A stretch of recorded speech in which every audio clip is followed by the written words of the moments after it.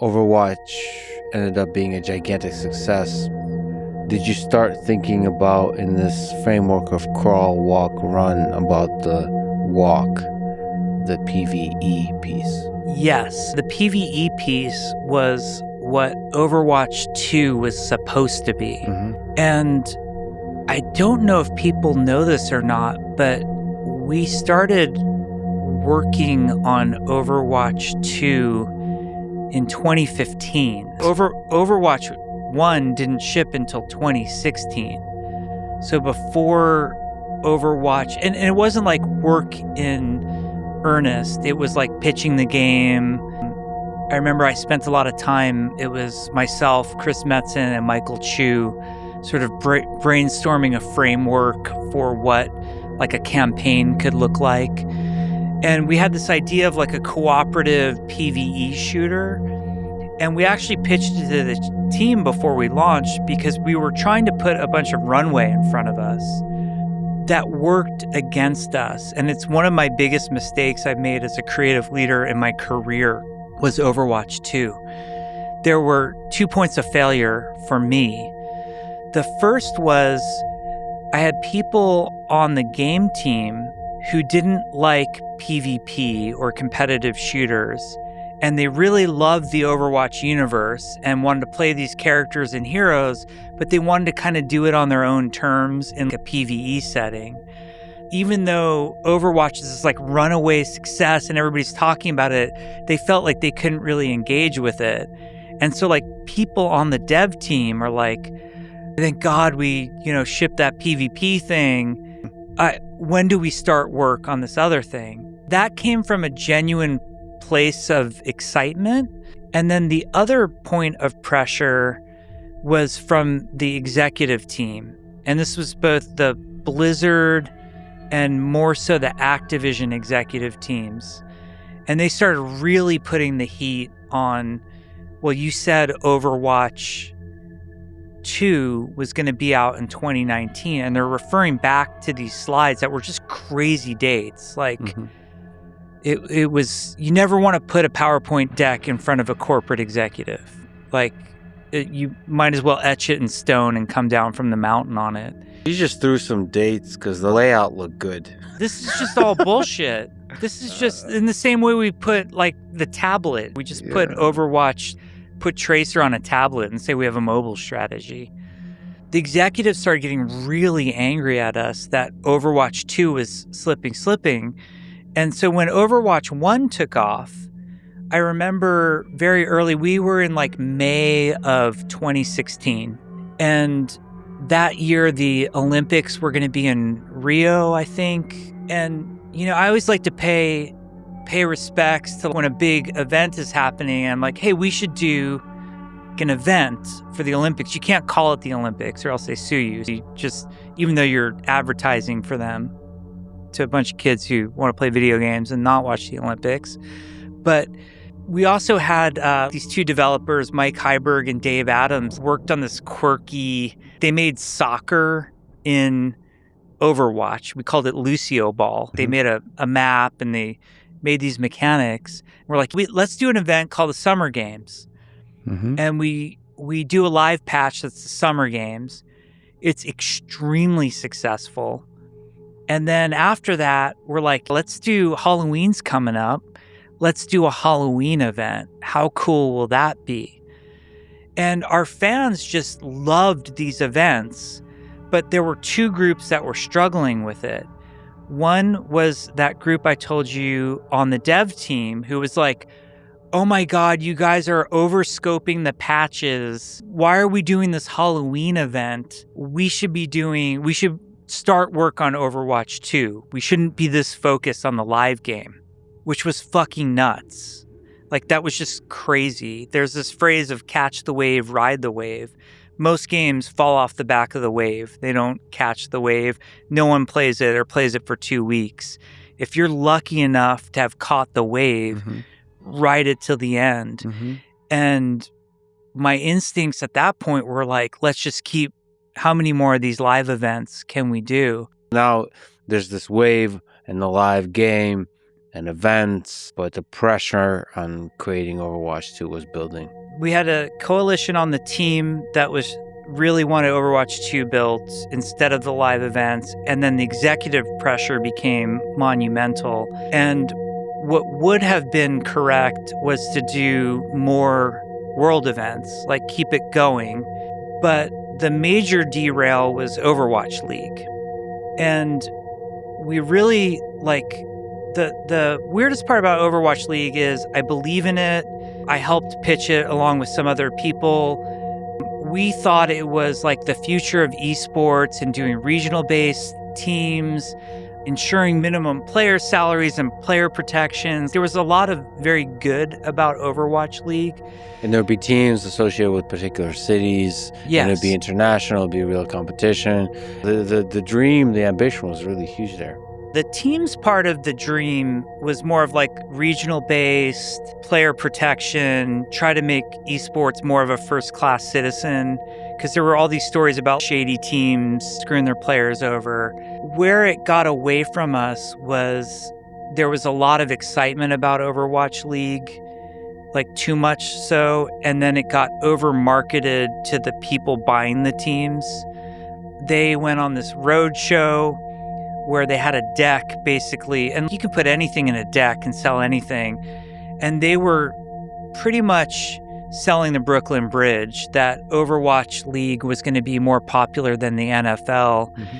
And we got a bunch of billionaire investors in these teams. And when 2018 started, like, for example, the day I got back, they said we signed this huge deal with Twitch for streaming of Overwatch League, like a media rights deal. And that means that here's all these commitments we made for Overwatch League of in-game stuff that had to exist. A lot of it was integration with Twitch and camera control and that kind of stuff. The other part of it was a bunch of skins and uniforms for all the teams, which was not just getting the art in the game, but there was huge technical challenges to how all that worked and was efficient and hit the right memory footprint and all of that kind of stuff.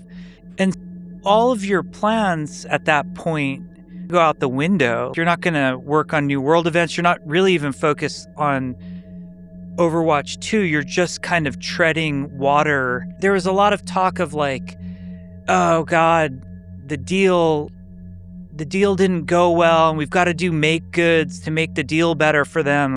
Just give them some money back. If the deal isn't what people wanted, putting it on us, the Overwatch team, to support this beast. And it was a great idea that the wrong instincts and sort of, I don't know how to phrase this in a way that's not damning, but there was too much focus on let's make lots of money really fast. And a lot of people got dragged into it. And while Overwatch League was great for Overwatch in terms of the players that it brought in, and the Overwatch League players, they were awesome. I love them. The Overwatch League staff at Blizzard, some of the nicest, most motivated, great creative people. Like all of these organizations got built and they were all great, but it was a house of cards waiting to fall. And it became more about the money versus the quality of the experience of the different teams playing together and actually building this ecosystem of esports. The financial reality kicked in where these teams, now we didn't just have executives at Activision and Blizzard who cared about the bottom line of Overwatch. We had all these people who basically vested in the game. And then they started to express their opinions. Originally, the business model was going to be that they were going to do in-person events, and there's going to be big ticket sales and then merch and all of that. And I think really quickly everybody learned we can't do in-game events when you have a London team and a Shanghai team. And like, how does this work? That fell apart super quickly. The merch was good, but it wasn't going to be making NFL level money, whatever insanity anybody thought that was going to be. So everybody quickly defaulted back to, hey, didn't Overwatch make $500 million just in the live game last year? What can we sell and what can you give us? That pressure comes onto the team. And then the pressure to ship Overwatch 2 and all care and love that we had for like the live game and the live let's just make events and new heroes and new maps. We're losing all these resources. And it got to the point, my exit at Blizzard, I believed in Overwatch 2. I think we could have made a great game. I have a lot of hindsight of like how I would have designed that game differently with what I know now versus what ultimately we didn't ship. And there's Overwatch 2 is out now, but it's not the Overwatch 2 that we planned and announced. So when you're referring to Overwatch 2 in this conversation, you're referring to the PvE version. The PvE version. Which, by the way, I would have loved to play. I'm one of the people that were... Overwatch is great, but the PvP... But I would have loved to play the PvE version. I think everybody would have loved to have played it. And there's a misconception online that all I cared about was PvE and I didn't care about PvP. All of the Overwatch 2 PvP maps were something that I said to the team over and over. We have a PvP audience. If we get anything right, it has to be the PvP. We would be lucky to welcome these PvE players, but that's not guaranteed. So it was never a PvE only focus. It's just almost expanding it to also the E. And what eventually broke me was it used to be like in 2016 and 2017, I felt very in control of the Overwatch team and the direction of the game as a game director, working with Ray Gresco as the production director. It felt like we were running Overwatch. Mm-hmm. And we were very, very successful and doing a good job. And I think the fans were happy. And then as we transitioned, Overwatch League was the best intention. My parents always say the road to hell is paved with good intentions. That was the Overwatch League, and it ended up being an albatross. And then Overwatch 2 was the same thing. And what it boiled down for me, like what sort of ultimately broke me in my Blizzard career was I got called in the CFO's office, and he sits me down and he says, he gives me a date, which at the time was 2020 and was going to slip to 2021, but at the time it was 2020. And he said, Overwatch has to make in 2020. And then every year after that, it needs a recurring revenue. And then he says to me, if it doesn't do dollars, we're going to lay off 1,000 people, and that's going to be on you. And that was just the biggest fuck you moment I had in my career. It felt surreal to be in that condition. And as somebody who's worked on a lot of games, made a lot of games, you get in these meetings where they're like, Fortnite has 1,400 people working on it. If you just hire 1,400 people and make it free to play, we'll make that money, right? And that was, I had believed I would never work anyplace but Blizzard. I loved it. It was a part of who I was, and I felt I was a part of it. And I literally thought I would retire from the place. I never thought the day would come. And that was it. I was like, we're done here. Luckily for Blizzard, that CFO is no longer there. I mean, Blizzard is one of the greatest companies in the history of Earth. They've created so many incredible video games. It's so difficult to create so many hits. And they were done not by chasing money.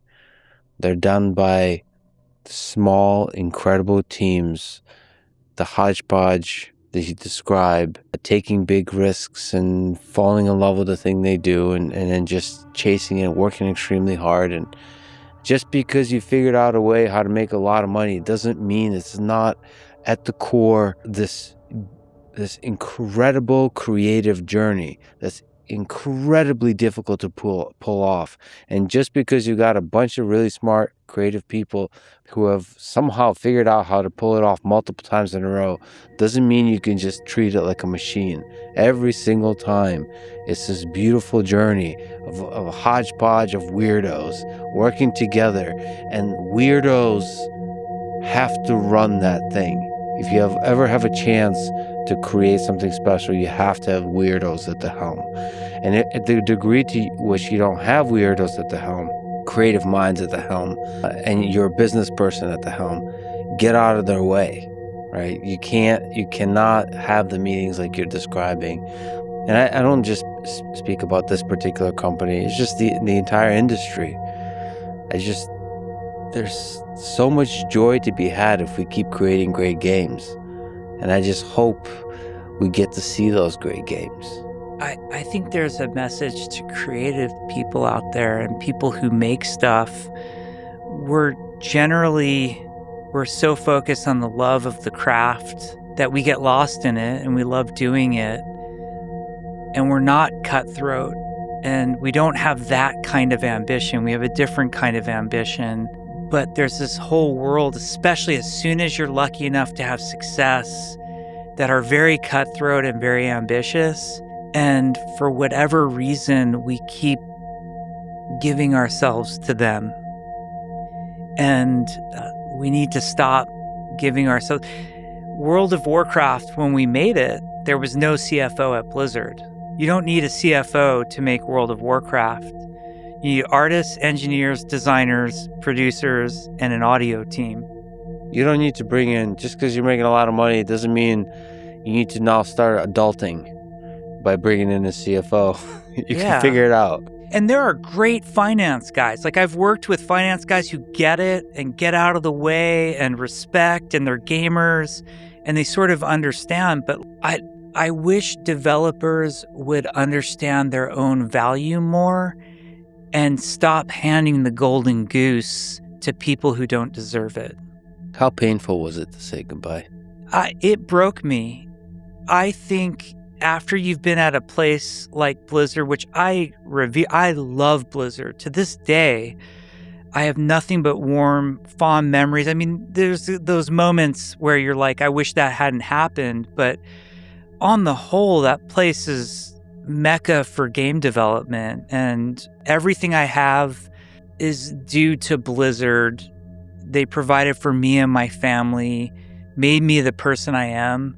So separating from Blizzard was one of the most painful things. And I was very sad when I resigned, and I didn't realize how broken I was until recently. Like the morning grieving I had gone through of like, I think I'm a little fucked in the head for not being there anymore. How could I give that up? How could I not be there anymore? It was really, really painful.